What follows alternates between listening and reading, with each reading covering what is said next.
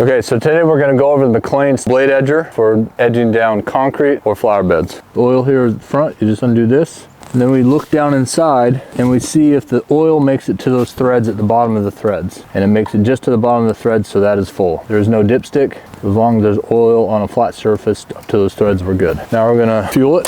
So the fuel is back here. It is regular gas. It does not mix once it's full. Close that back up. Every time we're fueling this, we want to make sure once again we're on a hard, flat surface. Not in the trailer, not on grass. So to start the machine, we put it on choke, and then we bring the throttle 3/4 up. As it gets started, we pull the choke back to get it running, and then we push the throttle all the way up to use the machine. And then we pull it all the way back to turn it off. Once it starts, we'll start to pull off the choke.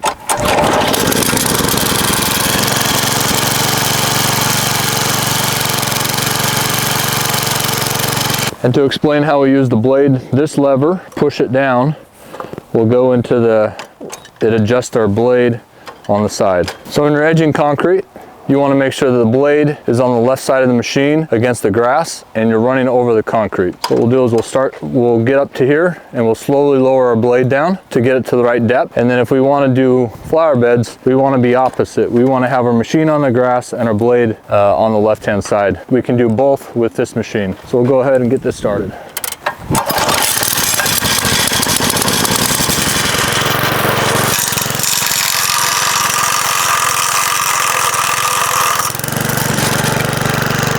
So as you can see, it leaves a nice crisp edge. What we don't want to do is go so deep that it makes a trench or go really wide off the concrete. We want it to just barely skip along the concrete.